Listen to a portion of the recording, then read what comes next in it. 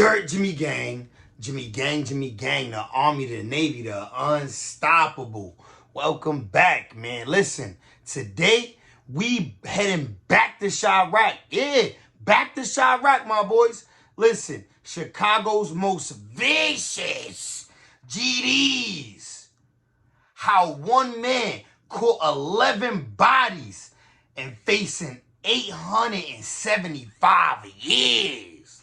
Shit, let's get to that, man. Let's go. We're going to get right into it. I don't know who we talking about, but it sounds like a crazy story, man. Disclaimer. Information is based on state and federal indictments, along with reading articles and social media posts. Let's go! Welcome back to another episode of Swamp Stories. For this video, we cover a story that you probably never heard of. As you know, the south side of Chicago has numerous stories that are all... I'm hoping, bro. Like, I really don't want to hear about another dude from Chicago that we done already seen 100,000 stories on. Like, we done already seen 100,000 stories, gang. Like, cool it. Let's get somebody else. I know Chicago got more figures, nigga. Let's go. Talked about, whether it's the Oblockians, 60-30ians, No Limit, or even 051. Obviously, these are grave situations that are constantly covered for a reason. But Chicago is a giant city, and there are plenty of situations that are equally as bad but are never talked about. And for this... That's a fact, bro. Every city, let me not say every city across America, but majority of major cities across America, just like Chicago, bro, there's wars going on everywhere. This New York City, nigga, the Bronx, a war going on outside right now, nigga.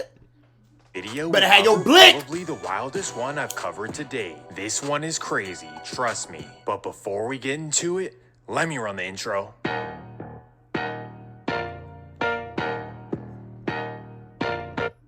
Everyone is happy to be outside after a brutal winter. And on this day, a family is celebrating their son's 8th grade graduation on their front lawn. Everyone is outside sharing laughs and having a great time. But then out of nowhere, two young men at the gathering begin arguing and start making threats. A young man who lives right next door hears the commotion and looks out his window. He sees a situation that could potentially end badly and his instincts kick in. This used to be me, gang. I used to be mad nosy on the second floor, bro. 2E, Patterson Project, 2645. I used to be mad nosy in the projects, bro.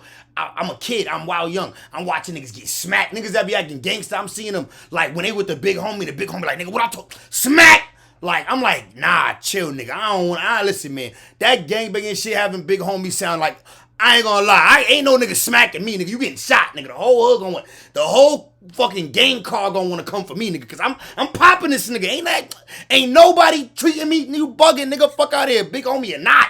Y'all niggas tweaking, but I knew that from the jump though, cause like I see niggas getting smacked, a nigga get disciplined, get DP'd under my window, nigga. All that, gang. I'm telling you, nigga, I come from this shit. He instantly puts on his clothes and runs outside. The man's name is Albert Vahgns, a recent honors graduate from Julian High School. Well, Albert decides to walk into his neighbor's yard and tell everyone to relax. He even puts his arms out to separate the people arguing. And this right here is a major mistake in Chicago. The people at the party do not take well to Albert's intervention and they all begin to get in his face. So he starts backing up and walks off their property. For whatever reason, the niggas a kid though. Oh, but they all kids. You know how kids is with kids, man. The most violence happens between adolescents. The jails, nigga, the adolescents is where it's wild, nigga. You not, nigga. If you not like that, you not, nigga. Like, definitely. Whether it's outside on the streets, high school, compared to like, you know what I'm saying, niggas in, like, bro, adolescents just wild. Niggas don't know niggas' mind ain't even developed yet. Niggas is just wild. Niggas trying to be gangster, like, no cap. people follow him onto the curb and they begin to surround him. So in response, Albert picks up a wooden plank and holds it up. Even though he's just protecting himself, one of the partygoers does not like this at all. This would be 27-year-old Nathaniel Tucker, a man who had been arrested for 11 27-year-old? Wait, how old is the nigga that picked up the little joint right now? How old is the little nigga, bro? Cause 27, bro, pack it up. Nigga, this nigga a kid, gang. In 5 years. Well, Nathaniel instantly runs inside the house looking for a metal bat. As he's grabbing the bat, this little nigga with it. This little nigga was with it though. Chicago police coincidentally arrive to the scene. All they see is Albert holding up a plank, so they order him to put it down and turn around. As Albert turns around and puts his hands up, Nathaniel comes running out of the house. He sprints all the way up to Albert and bam. Damn. Thankfully, Nathaniel was arrested at the scene. The incident devastated the community and especially the Vaughn family. The family was proud of their son as he had graduated high school and enrolled in college. Oh, my fault. He not wild young. I thought this nigga was wild young. The picture they had of the nigga made him look like a baby. My fault, gang. Albert's father had raised him as a stand-up man and made sure to keep him off the streets of Chicago. Well, during the weeks after the incident, the family started a foundation in his name. The Albert Vaughn Foundation would be used to bring community activities to the streets of Englewood. And this is how Albert's three brothers made it their mission to keep his name alive. These would be Alvin, Alex, and Robert Vaughn. Through the foundation, the brothers started a 3-on-3 basketball league to bring the community together. The league was a major success and truly created a brotherhood of friends and family. They all hung out on a daily basis and began to call themselves Goonie Boss. Goonie Boss. Okay, Goonie Bosses. The idea was that everyone in the squad was their own boss, but that they were not scared to defend themselves. Essentially, they were a good group of guys just trapped in a terrible neighborhood. The original members... Ain't we all, man? Ain't we all? Niggas be a great group of guys, bro. Great group of guys. Niggas just grew up in a bad environment, lack of resources. You know what I'm saying? You know, you got redlining going on. Like, listen, niggas is just trying to survive, gang. That's really what it be, survival, my boy.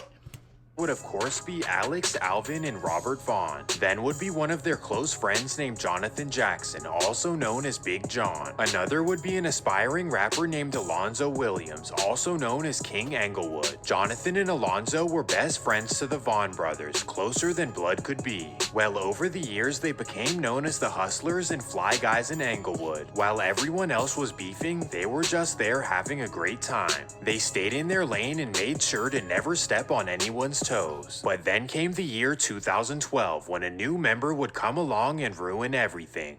In 2011, Nigga said a new member would come along and ruin everything. What is this nigga about to do? An unexpected man began showing up to the Goonie Basketball League.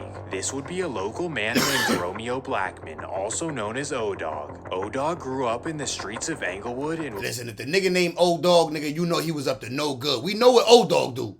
Always known as a feared bully in the area. So when he first showed up to the league, everyone was confused. Why do you want to be here? And of course, the Vaughn brothers knew his reputation very well. However, because they're kind-hearted, they decided to look past it and give him a chance. Well, right off the bat, Odog and the Goonies became good friends, and they began hanging out all the time. Odog really took a liking to the Goonies as he saw them as the cool guys in Englewood who liked to have fun. And the Goonies found him... Alright, so he was a bully type of nigga, but when he get around these niggas, he like, yo, they like to have fun. He's some cool niggas. Like, I don't be having fun. I just be bullying niggas, but I be miserable.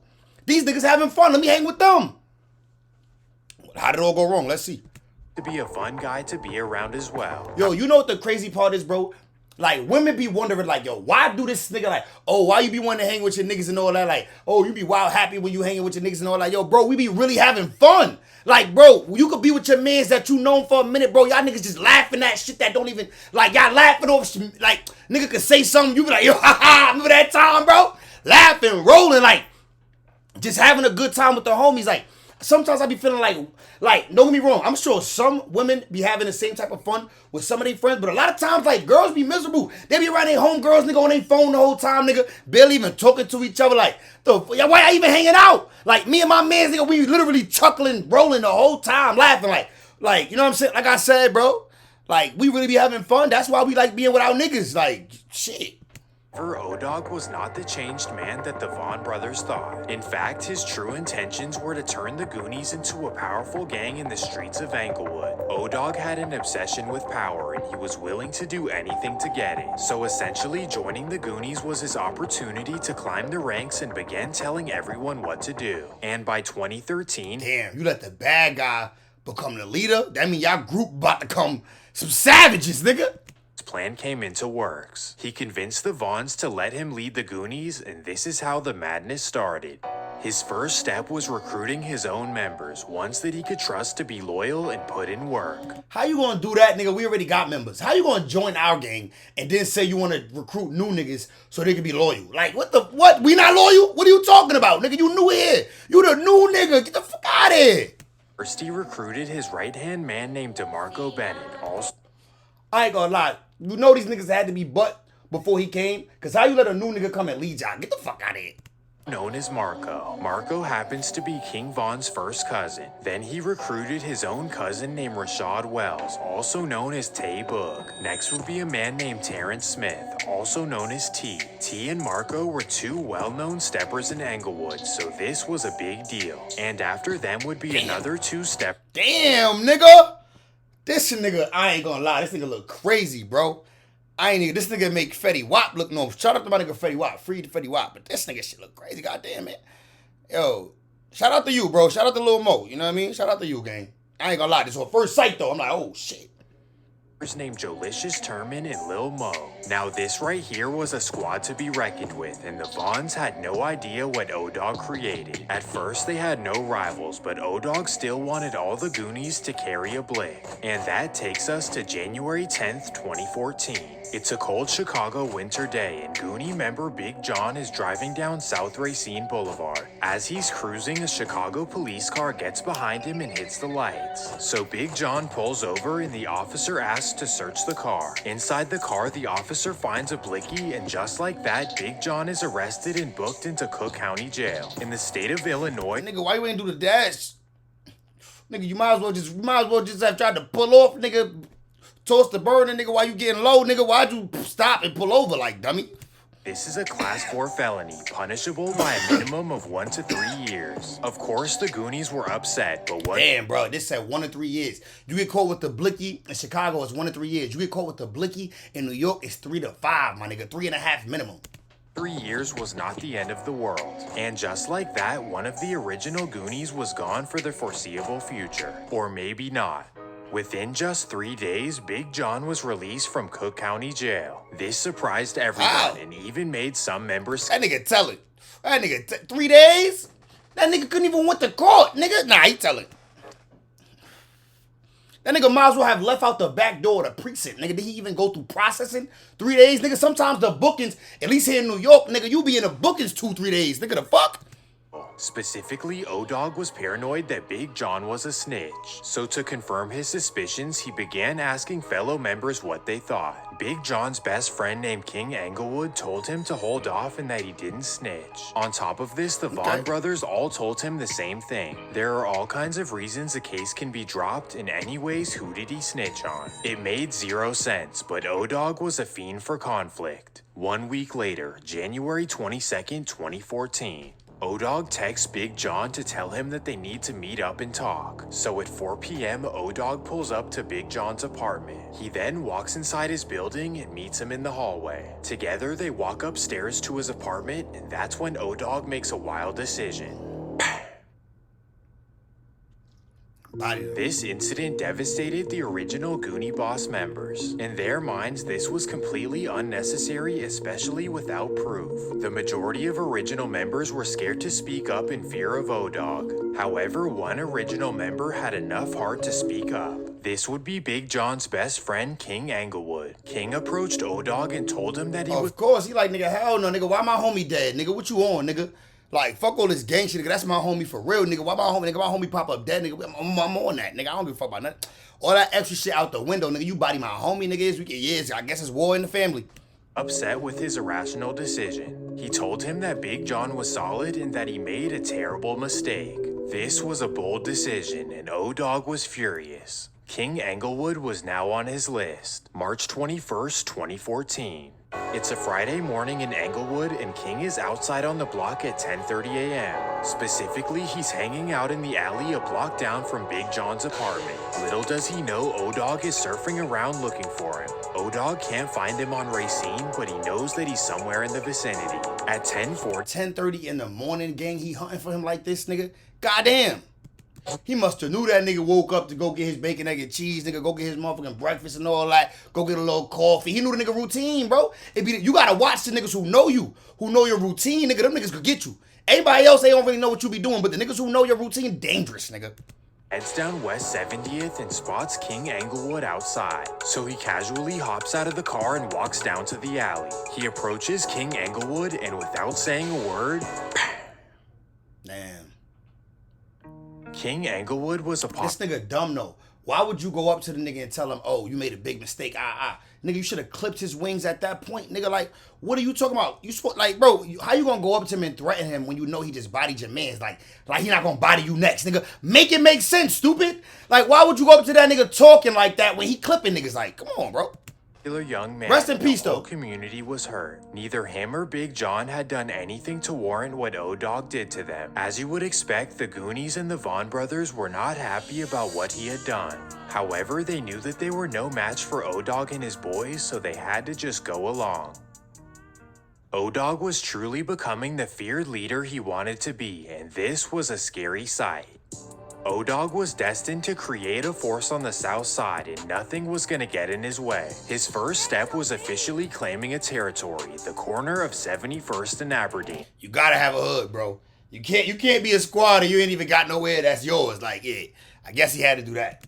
This is where the Goonies could now be seen on a daily basis. The territory wasn't claimed by anyone before, but the location was a very dangerous choice. The Goonies were surrounded by vicious gangs at every angle, literally just 1 block away. Just a block down on 72nd and Aberdeen. They put themselves here, so that's on y'all. Y'all literally put yourselves here. Y'all made a gang and said, okay, this gonna be our spot. Like, y'all did that, nigga. Y'all surrounded because y'all wanted to be. Was Push Squad, a reputed BD set. Then directly across Aberdeen is the Black Pea Stones, known as Mayblock. This was a dangerous predicament, but that's why Odog chose it. In fact, he was eager to use any inconvenience as a reason to start a beef. During this time, if you even looked at Odog for too long, he considered you an op. Well, in early October, Odog went to the club with a couple of Goonies. At the club, the Goonies were partying, looking to have a great time like they usually do. But Odog was in there for the sole purpose of finding a reason to get on anyone. Long story short, Odog got what he was looking for. He got into an argument with a reputed Inglewood set. This would be Chunky City, a reputed set located 15 blocks west of the Goonies. For most people, this would be a forgotten incident, but for Odog, it was a... I ain't gonna lie, 15 blocks is a little bit. 15 blocks is a little way. Niggas usually be beefing with the niggas across the street. Like, I ain't gonna lie, niggas usually be beefing with the niggas who this shit stores with. Like, 15 blocks, you gotta take a little troop. If you not driving, my nigga, like, bro, you might not make it back to your hood, nigga, cause 15 blocks is a lot of blocks. You gotta make it home, try to get away from the police. You gotta make it home, if God forbid, let's just say you just clip someone on their block and you trying to get back. Niggas know who you is and you just, now they following you back to your block trying to get your dumb ass, nigga. Now so you gonna have to be in the whip, you know what I'm saying? And niggas gonna obviously start identifying cars and all that. Anyway, man, let's go. To start a beef. And just like that, the Goonies had their first ops, and Chunky City wasn't even aware. October 23rd, 2014. It's a regular Thursday afternoon in Englewood, and the Goonies are hanging out with Odog. Odog is excited about a new member named Quante Hughes, and he's eager for him to put in work. So at 6 p.m., Odog tells Quante about a section that he got into it with in the past weekend. He tells him that Chunky City members disrespected him and that he needs to make a statement. So Quante feels his anger and volunteers to slide. 7:20 p.m., Odog, Quante, and Terrence Smith hop in a Dodge Caravan and head to Chunky. This that California shit, hopping in the caravan like this. This that LA sliding type shit. City. They put on their masks and gloves and began circling the area. As they head up 72nd, they notice a man standing on the block. So instantly, Odog tells Quante to stop the car and let's go. They then open the doors of the van and Odog and Terrence hop out. The man starts running, but the Goonies eventually catch up. Bam. Directly after doing this, Odog and Terrence sprint back to the car and they drive away. As the Goonies are taking off, they notice a cop car behind them. They all figure they're screwed, but Odog tells them to calm down. He instructs Quante to speed up and make a left at the next corner. He then tells him to stop the car and for everyone to sprint in different directions. Odog and Terrence run between the houses and Quante takes... See, this nigga, I ain't gonna lie, he a playmaker, bro. Not only was he a playmaker before the crime, he a playmaker when niggas about to get booked. You can't even be mad at that nigga, man. Fuck it. Y'all niggas might as well let him run the play. Y'all ain't know what to do. Y'all niggas probably would've pulled over if he didn't say, keep going, nigga, let's try to run. Like, why y'all niggas even in the game? Down the street. When the police catch up, all they see is Quante running away. They eventually catch up and Quante is arrested. Ricky! You saw that? That's a scene from us. And make a left at the next corner. He then tells him to stop the car and for everyone to sprint in different directions. Odog Terrence run between the houses and Quante takes off down the street. When the police catch up, all the Ricky!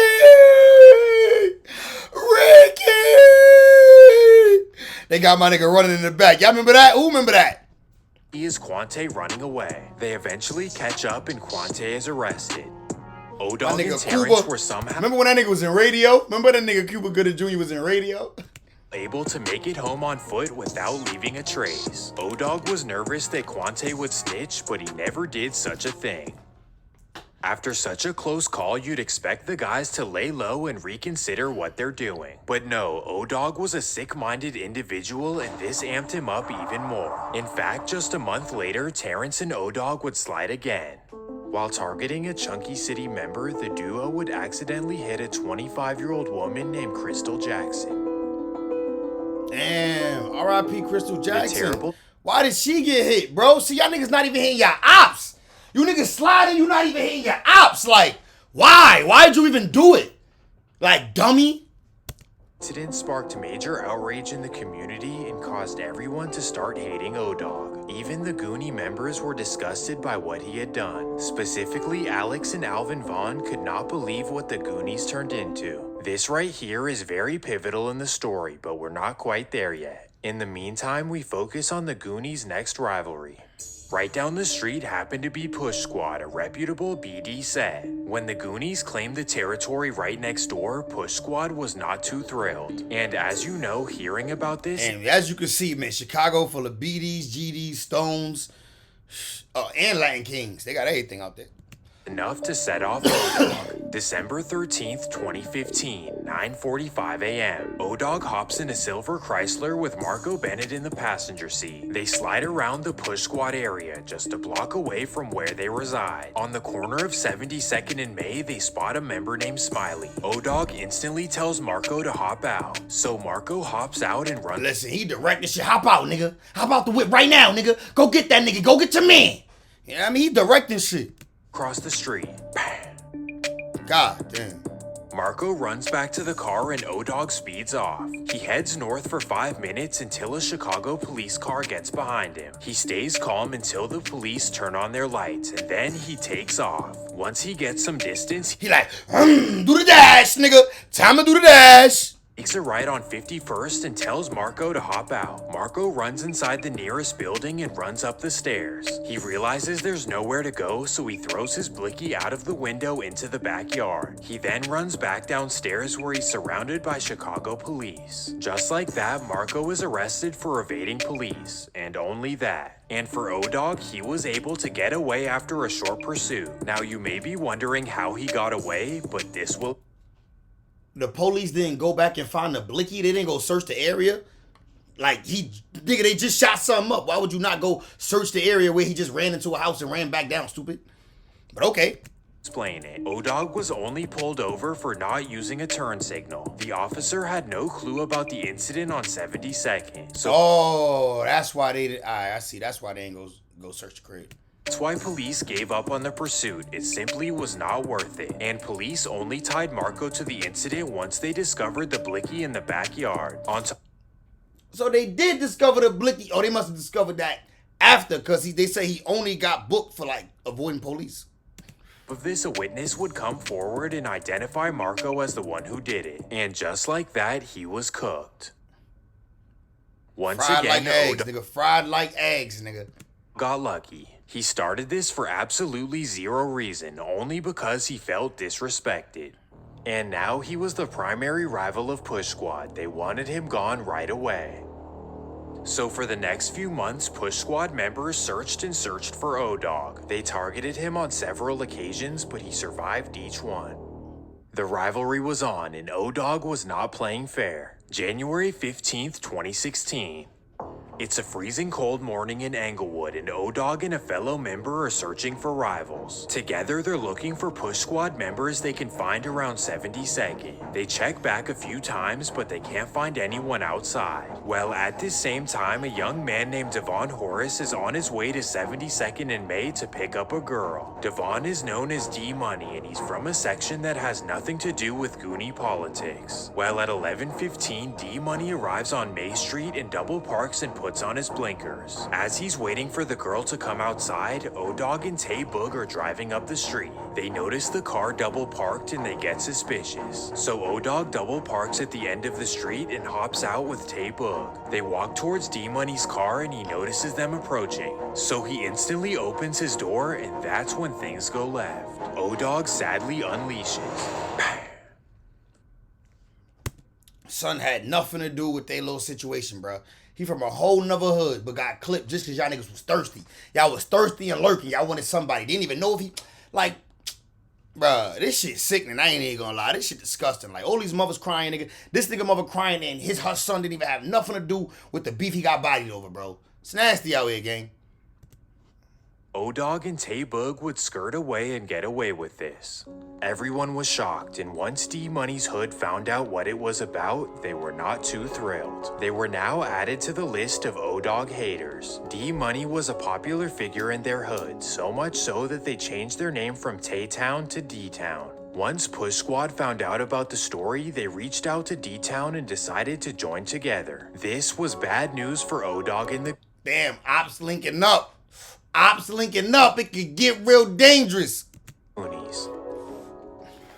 March 15th, 2016. A Goonie member named Cuzzy is grabbing food from the market on 69th and Racine. Cuzzy is not a factor for the Goonies, he's simply just a close friend of the Vahgns. Regardless, his associations make him a big target for the rivals. Well, at 7:30 p.m., he grabs his food and walks out of the store. And right there are two men with masks.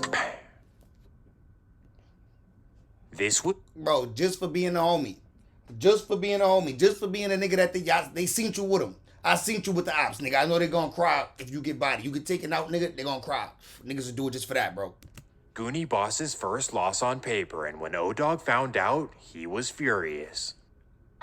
At this point, Odog was disappointed that none of the Goonies were sliding on their own. For most members, this is because they didn't understand what they were sliding for. No one had ever done anything to them, but now the Goonie members had a reason to be upset. Specifically, a member named Christian Civils was upset, especially because he was close friends with Cuzzy. And for this reason, he had his eyes set on revenge on D-Town. So instantly, he began spinning around looking for D-Town members. And finally, he was able to get it. See, bro, the nigga had no ops, no nothing. He really didn't even want to go clip nobody, bro. He like, listen, man, we all homies. We just be enjoying chilling with each other and all that. This nigga come around, start clipping niggas, making ops for them. Now the nigga turned, his man that was innocent, just chilling, turned to a savage. Like, it be like that. May 21st, 2016. Christian Civils gets word that a D-Town member is hanging out not too far from Goonie territory. Specifically, he gets word that Duke from D-Town is hanging out in Crazyville. So at 7:30 p.m., Christian heads to Crazyville looking for Duke. At 7:44, he drives down 70th and notices Duke standing outside a music video. Christian knows that there's too many people outside for him to hop out, so he makes another decision. He simply rolls down his window and bang. Wow. Sadly, 5 days later, Odog would do the same. Except this time, he was looking for Push Squad. May 26, 2016, 2:45 p.m. It's a Thursday afternoon in Englewood and a Push Squad member is getting his hair cut. On the south side of Chicago, barbershops are some of the most dangerous places one can be. This is because ops can act... They can see you. There's a glass window. Literally a glass window. Anybody could walk by and be like, yo, you know who I seen in the barbershop? And you gotta actually sit down and be in there for a little while. Like, yo, my man's got poked up being in the barbershop. Like, you know what I'm saying, bro? Trust me, the barbershop is very dangerous, my nigga. I don't even go to no barbershop nowhere near my hood, nigga. Nowhere near. Accidentally meet there, but also because you're sitting in the same spot for over an hour. Well, the Push Squad member happens to be getting his hair cut at Powell's, a local barbershop on 63rd and May. As he's walking in the shop, a man walking out recognizes him as a Push Squad member. The man, who's a friend of Odog, texts him about what he had seen. Instantly, Odog leaves his house and hops in his gray Chrysler. He arrives 10 minutes later and double parks outside of the barbershop. And this is when he makes a truly devastating decision. From outside the barbershop, he simply unleashes. Bro, dude shoots through the glass and just starts blicking that son? Wow, bro. Savage. He could have hit anybody else because he just busting through the glass. After doing this, he hops back in his car and drives straight to Alvin Vaughn's apartment. He tells Alvin that he caught a push squad member and to check the news. As they check the news several hours later, they realize that Gerald Cias was not the intended target. Alvin and Alex Vaughn are sick to their stomachs, but for whatever reason, Odog simply does not care. This infuriates Alex and Alvin, inching them one step closer to their breaking point. However, we're still not quite there yet. Sadly, Odog's madness would continue. After this wild act, Odog decides to take a break from the streets of Chicago. He decides to visit family in a small Illinois town just 2 hours south of Chicago. Particularly, he visits... That's how you know it was getting real hot, because some been out here catching bodies recklessly, not even caring, still out here the next day looking for the next nigga. But now he got low, he got out of town. His distant cousin named Gerald Bumper, also known as Goldie. Goldie was born in Englewood, but his family moved to the small town of Streator to escape the madness. If you're unfamiliar, which you are, Streator is a small country town where nothing happens. This is where Goldie was raised from elementary through high school, surrounded by nothing but farmers and small town living. Well, around 2015, Odog had poisoned his mind and recruited him to help out the Goonies. Because he wasn't in the streets, Goldie could legally purchase blickies under the radar. Essentially, Odog used him to get blickies as he'd pay him over retail. You dumbass nigga, bro. You over here putting all these blicks in your name and you dumb. Your cuzzo don't give a fuck about you, nigga. Cuzzo really hates you, low key. Cuzzo wants you to get the indictment, but Cuzzo really dumb because you're not from the streets. You're gonna tell anyway. How business was conducted. Once you get caught, he gonna tell on Cuzzo. Once he get caught, he telling on Cuzzo. So his cousin dumb too, for real. For over a year. Well, then came the summer of 2016 when Odog was flat out broke and could no longer afford to buy them. This was a problem, but Odog would always come up with a solution. He contacted Goldie and pitched him on the idea of hitting a lick in Streator. Hitting the same store where Goldie used to buy the blickies. Well, Goldie agreed and... Nigga, what?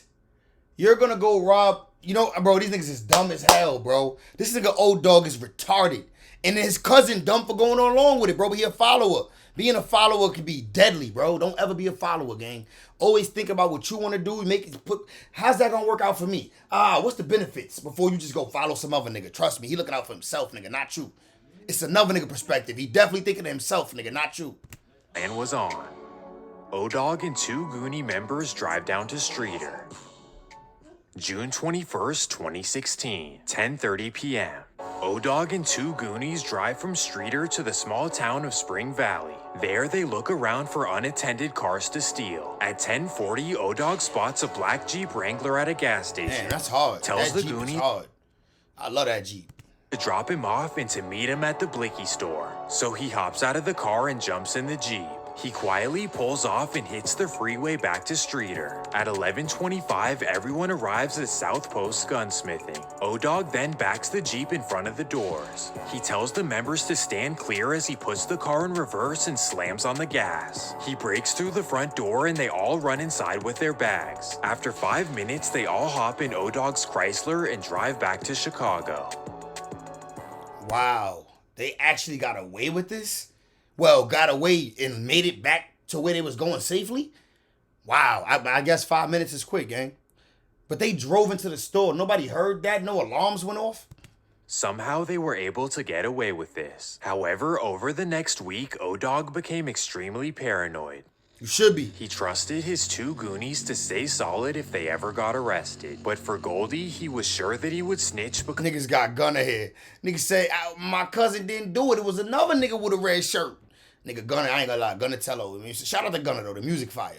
He's not from the streets. For this reason, Odog refused to drive Goldie back to Streator. Odog was a paranoid man and he needed to keep his eyes on him at all times. And finally, after 8 days, Odog could no longer handle the anxiety. On June 30th, Goldie was found in an Englewood back alley. What? Bro, the nigga bodied his own cousin. See, Cuzzo dumb. He literally used his cousin. And you know what else? He was like, damn, and if Cuzzo get caught up for B to being the one legally buying them blicks, he gonna tell on me. Got rid of his cousin, bro. His cousin should have just stayed a good nigga from the jump, nigga. When Cuzzo came over there to hang out with you, nigga, we could play the game and all that, nigga. But nah, I ain't going outside with you. Nah, I'm good on all that extra shit. Odog truly reached a new low with this one. His own family who did absolutely nothing wrong to him. When Alex Vahgn heard about this, he was sick to his stomach once again. Odog had zero impulse control and you simply never knew who was next. On this day, the Vahgn brothers first considered turning him into police. Odog no longer had any friends who trust him. Instead, just a bunch of dudes who were— Right now, this nigga like Tupac and Juice. Tupac and Juice. All his homies is scared of him. All his homies, when they see him, they on guard. Like, nigga, they going to buy their own little gun. Like, nah, I gotta go get my own little gun, because this nigga wild. I'm gonna have to pop this nigga. Like, real shit. Y'all remember my son stealing Juice? Y'all remember my son? Listen, man, my son still got popped and lived. Fat nigga. Sometimes being fat to help. too scared to ever confront him. And that takes us to the next day. On June 31st, 2016, Robert Vahgn was found inside his car in Englewood. Who killed him? This was another devastating loss to the Vahgn family, and finally it was their last straw. As a result of this, Alex Vahgn was completely distraught and he needed to take out his anger. So he decided to go to a local shooting range and let out some stress. Somehow he forgot he was a felon and this is an illegal activity. Dumbass nigga. Dumbass nigga, bro.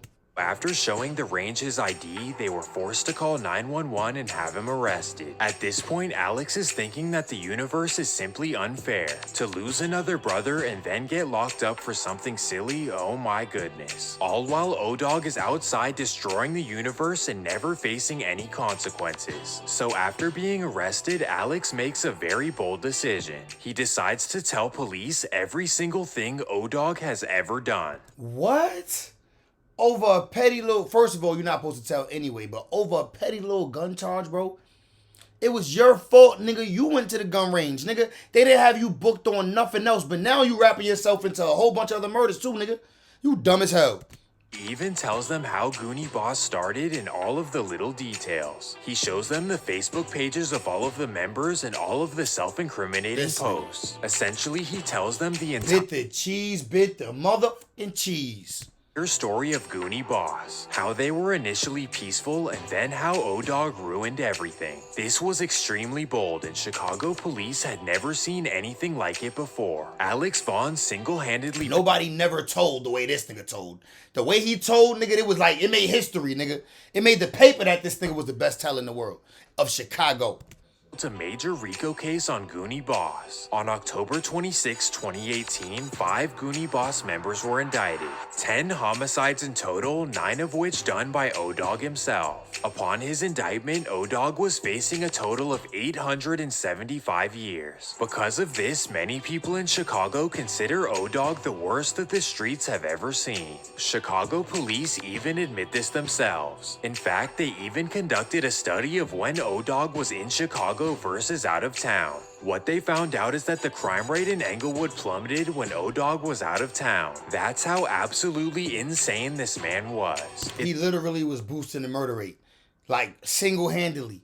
Truly a blessing that Alex Vahgn had the courage to take him down in court. As of today, a total of 23 members have either been convicted or are still fighting in court. What will happen, who knows, but it's safe to say that these are some of the worst GDs in Chicago history. And to everyone out there, let this be a lesson that who you hang around can definitely change your life.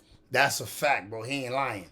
Make sure you're around positive people, bro. Breathe positive energy. Get out the streets if you in the streets right now. Try to figure out something that you could do that's productive to get you some bread, man. I ain't gonna lie to you. It's definitely 2 ways out of that shit. Jail or a box. You know the vibes, man. Jimmy Gang, I'm gone. I'll see you on the next one, man. Stay dangerous. Keep one in the head. And I'll see you on the next one. Like I said, if you're new around here, man, subscribe. Like the video to everybody. I appreciate y'all, man. And I'm gone.